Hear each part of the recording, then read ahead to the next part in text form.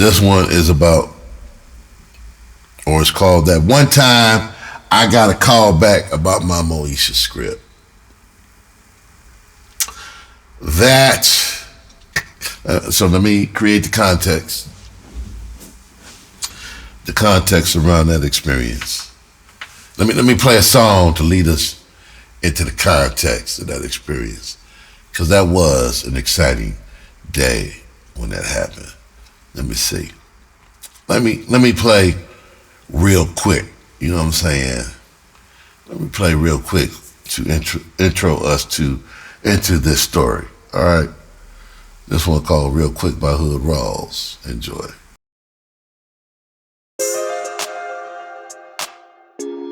Hood Rawlz. Yeah, real quick. Fuck the hood, let's get into these bars. Before I hit 50, nigga, I'ma live large. Even if it's for a week or two. At my age, a little sleep would do. Uninterrupted, unadulterated. Maybe get into a little fucking my birthday suit. I'm rejuvenated, no need blue pill. Been celibate, about 3 years. Anything I hit, gon' drop a few tears. I can repopulate China in a few years. I told you, I needed to let loose. Running out of time, nigga about to sub you. Better pay attention, I ain't gon' say it twice. Niggas don't listen when I say I'm nice. They say I'm old, I don't know what I'm doing. When in real life, I influence you and them. I see you, I know you don't wanna admit it. You doing it cause of me, gon' admit it. It's okay, you shouldn't be shamed. I'm a black man, a real nigga who share game. If I come up, you can come up too. It's enough out here for all us to step through. I'ma get an amen if I keep spitting. If Jimmy can crack corn, my mama buy me in the kitchen. How many you spent your life entertaining? I claim this shit on my taxes, this ain't no gaming. I started at the bottom and crawled to the top, and still struggling to get that guap. Shit ain't easy, first one to admit it. I feel so many times, niggas like quit it. It hurt to see the struggle, but I'm like E40, a nigga sick with it. You can't stop a hustler. You can't stop a hustler. Yeah, you can't stop a hustler. You can't stop a hustler. You can't stop a hustler. You can't stop a hustler. You can't stop a hustler. Yo, I just got a recent write-up on that song, man, and man, you'd almost think dude wrote that shit. He hit that shit on the nose, and then he quoted at the end, "You can't stop a hustler." That shit banging. Anyway, that time I got a call back about my Moesha script. So, give you some context. So I'm a young screenwriter. I moved several times back and forth from the West Coast back to Michigan, trying to make the dream happen throughout my life, up until the early 2000s. So I say about 2005 or 6, all that shit stopped. That moving back and forth. So sometime between then, I'll say 2000. Between 99 and 2003. That's what I'll say. This is one of my failed attempts. I'm back in Michigan now. I got a couple kids, a wife. We sleeping in the attic at my sister-in-law's house. I'm jobless, frustrated. I think we collected welfare.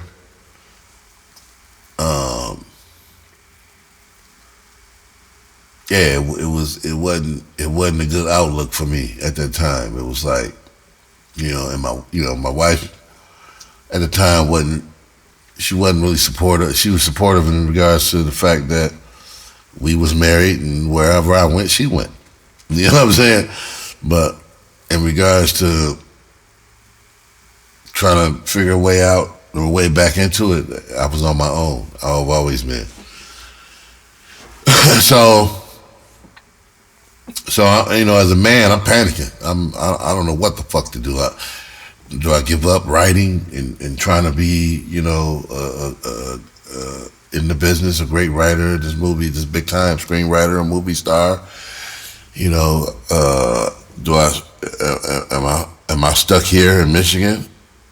This is what my life has boiled down to. You know, I went out there, failed, now I'm back, and people looking at me like, "Where you been?" You know, you looking at me as a failure.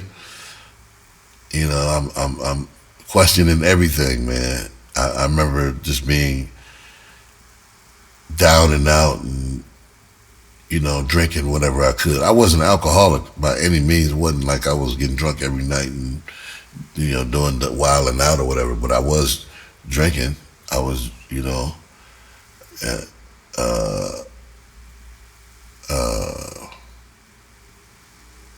I was drinking or smoking whatever I could get my hands on in regards to, you know, not dealing with shit.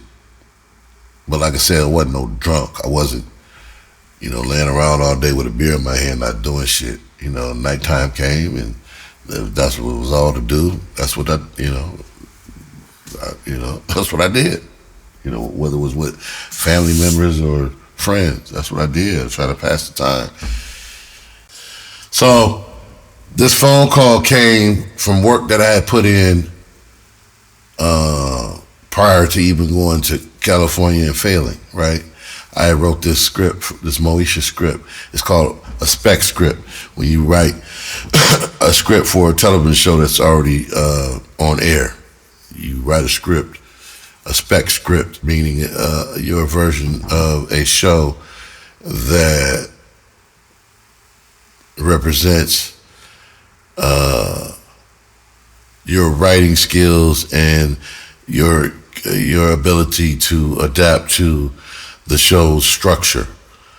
And so I wanted to be a television show writer, so I wrote a script for a show that I loved. And at the time it was Moesha. I knew those characters forward and backwards. So I wrote an episode and I submitted it to the show's executive producer. So let me add this caveat. The person that I submitted it to, I met them while I was in LA.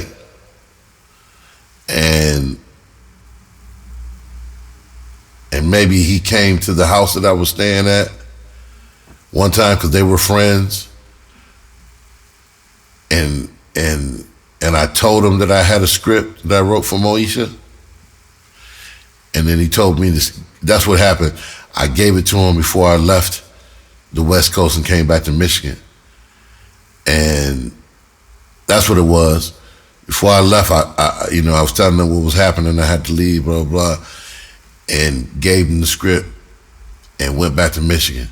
But wasn't even thinking about it as that being an opportunity or possibility because things just wasn't panning out at the time. Things were falling apart. You know, things weren't going my way at that time in my life, seemingly. So I couldn't tell you how long I was in Michigan before I got this call, but the call came in from Fred. It came in, and it had to be one of the most happiest, fulfilling days of my life. It was the day of validation. Matter of fact, getting that phone call kept me in show business. Yeah, because not only was that to me a failure being back home, because I wasn't coming back to Michigan till I was famous. Not only was that a failure in my mind until I got that phone call, like I said before, I was questioning everything. Like, why am I still doing this? It's obvious that they don't want me, blah, blah, blah, blah, blah, and all the other negative shit that will go through a person's head. When he called me, that was the best 45 minutes I had in a long time, but that 45 minutes saved my career. That 45 minutes is the reason why I'm able to do this podcast. That phone call was the validation that I didn't know I needed. So he called. I'm excited. I'm in the middle of the street. I think I was on my way to my boy's house across the street to go have a drink. You know what I'm saying? And I'm like, this is somebody from Hollywood. You know what I'm saying? Like, they not understanding. This is the call. This is, you know. So Fred calls me. And I couldn't, man, you have no idea the feeling. So he calls me, says, yeah, man, I just read your script. And man, it's like you write for the show already. He was like, you know them characters. Excuse me. He was like, you know them characters like you write for the show already. I was like, yeah, man, I know them like the back of my hand. You know, he was like, I see. He was like, a couple things. He said, I'm gonna be straightforward with you. This is the last season of Moesha. I was like, oh. I was like, but the call took me here. I'll tell you, this is what the show business. The call took me here, just like that. That sentence brought me right the fuck back down, just like that. But he was like, hold on. He said, this is the last season of Moesha.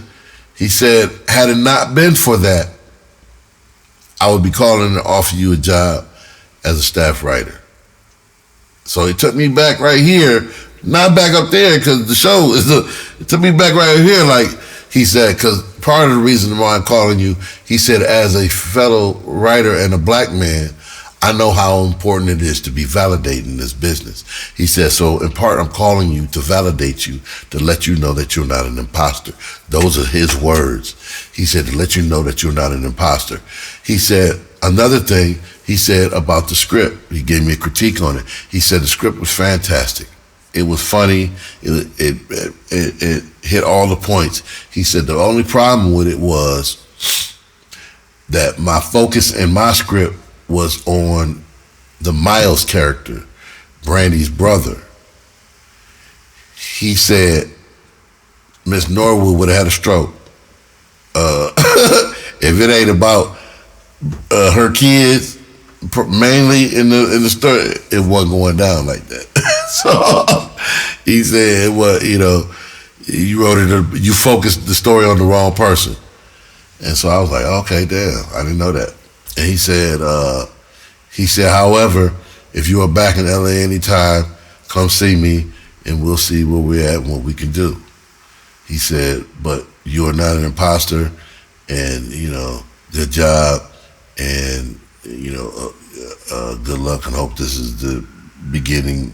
I hope this gives you the encouragement you need to keep going. And like I said, if you're in LA, let me, you know, give me a shout and see what we can do. And hung up. I remember the call was 45 minutes. I know he said a lot more, but that was the gist of it. And the most important words that I heard was the fact that he acknowledged that he was calling me specifically to validate me. And I needed that. I needed that at that moment, at that time. Because it was less than a month after that call that I scrounged up enough money to buy my neighbor's car for like $175, get the clutch fixed, and we had like $200. I had $200 and my wife, and we had one kid at the time, or two? No, we had two, because I wrote my first script already. And Yeah, so it was my wife and my son, and we took that $200 and then $175 car and drove back to Arizona and made it there. You know, it was less than a month that we moved back out west to Arizona, and right after I set us up. I can't remember. I know we had, man, we stayed somewhere, and I can't remember to get on our feet. I can't remember where we stayed. Maybe we stayed with a friend. or something until we got on the free. But I immediately went out to California with the Grand Prix, and that's when I started staying with that producer to get set up. Yeah, I ended up, I don't remember what we did when we first went out there, because when we went out there with that $200, we went there and had $20 to spare. So it was me, my wife, and my 2 kids, a Grand Prix. It had to be like an 80-something stick shift. And we made it all the way from Michigan to Arizona with $20 to spare. I mean, we used $200 for gas and to feed ourselves, and we made it there with $20 to spare. Yeah. Those were the days. But once we got to Arizona, got settled, I remember going to California. That's when I stayed with that producer in Studio City. You remember when Fred told me, next time you in LA, give me a call. That's exactly what the fuck I did. It was me and my boy G Sleep. I called him and I was like, yo, I'm here. No, when I first called him, I said, yo, how you doing? You know, I'm just, oh, you know, hey, you know, blah, blah, hey, how you doing? Woo, woo. I said, remember when you told me blah, blah, blah? He was like, yeah. Well, I'm here. He was like, oh, okay, yeah, what's up, you know? Yeah, come on down to the studio. So he invited us to Sunset Gower Studios. That's where Moesha and the Parkers were being shot. Yeah, this shit happened quick, because the moment he called me, I was within 2-3 months, because he said that was the last season. So yeah, Moesha and the Parkers were shot on the same lot. And so he was showing us around the set, and we was like, it was like, I'm back in it. You know, a couple months ago, I was down and out in Beverly Hills, and now we back in that bitch. It's the second, another opportunity to make it happen. So we there looking around, and my whole brain is trying to figure out a way to get on. I'm like looking around, like, man, we can't leave here without a job, yo. I know he said blah blah. So he took us, show us the sets. We watched the taping of Moesha. It was the episode where Genuine and Fredro Starr was on there.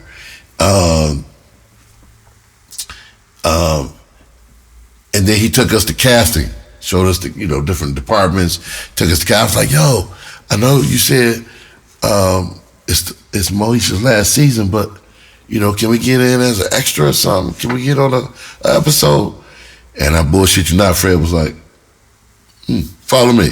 He took us to casting. It was like, put both of them in an episode.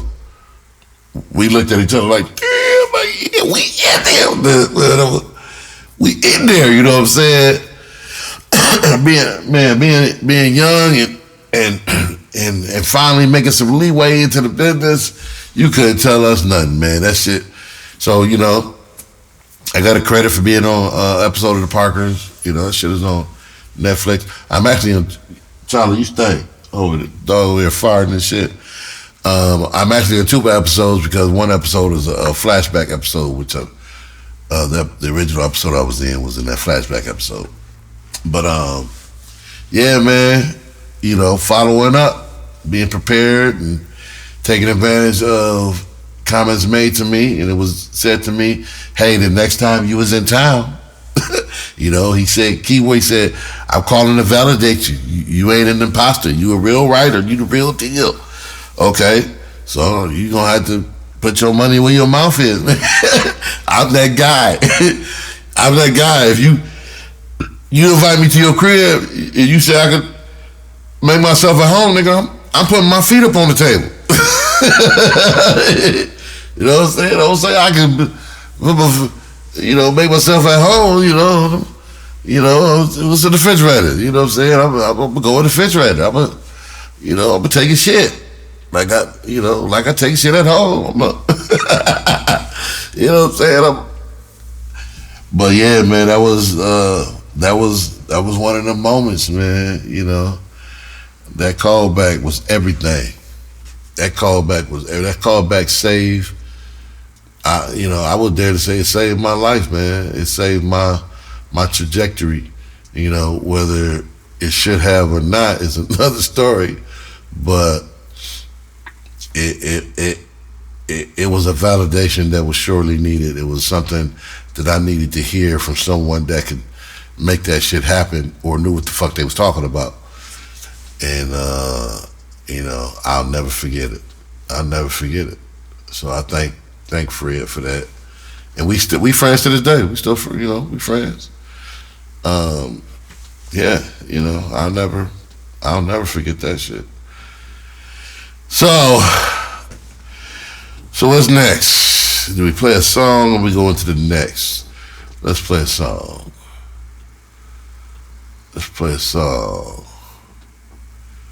We're gonna get into the beat making in a minute. Let's play the Summer Jam, no cap. Everybody should have this on their radio right now. No cap. It's the summer song, Summer House Party Jam.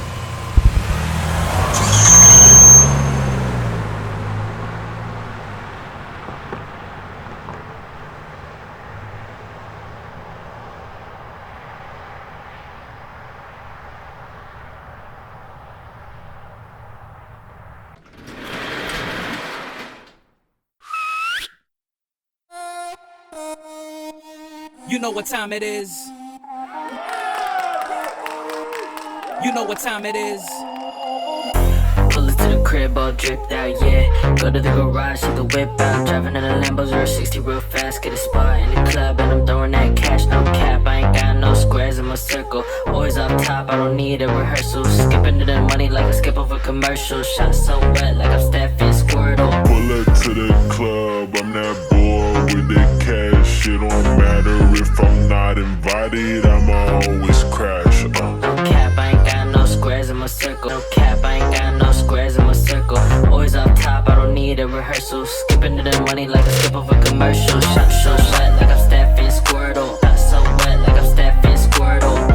Pull it to the crib, all dripped out, yeah. Go to the garage, see the whip out. Driving in the Lambos or 60 real fast. Get a spot in the club and I'm throwing that cash, no cap. See you later, getting love, yeah, you getting haters. Hating on the game and they hate the player. Cause every time they hear my name, it's gon' be greater. No cap, I ain't got no squares in my circle. No cap, I ain't got no squares in my circle. No cap, I ain't got no squares in my circle. No cap, I ain't got no squares in my circle. No cap, I ain't got no squares in my circle. No cap, I ain't got no squares in my circle. Spitting out money like cash machines. Bitches be throwing it back on my jeans. I'm getting that wet and I'm living a dream. So high if the gases are not what they seem. I've been living life the best, cashing out on hella checks. I got the neck ice on my neck. I call the shots, Bill Belichick. Jiggle with it, move the middle with it, jiggle with it, move the middle, then stop. Go with it again and again and again and again. You can go tell your friend. Yeah, go tell your friend, I'ma go tell mine. We can do this tonight, leave it all behind. Talk about pull up, you better put up. I just don't pull this out for any old clubs. OG, just passing through. I'm just checking out what these youngins do. I stay in my lane, I'm too old for games, it's all cats. I'm going to bed, man. Turn my shit off when y'all done. Get off the furniture.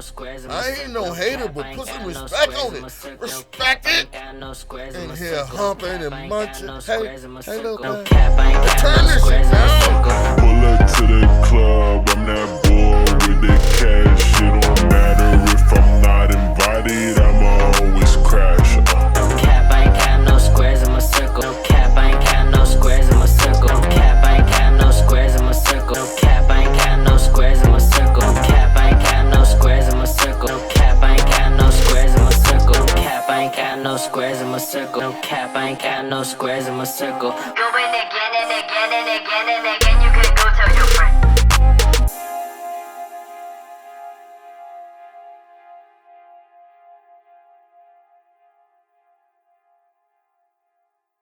No cap. No cap, I ain't got no squares in my circle. By Hood Rawlz.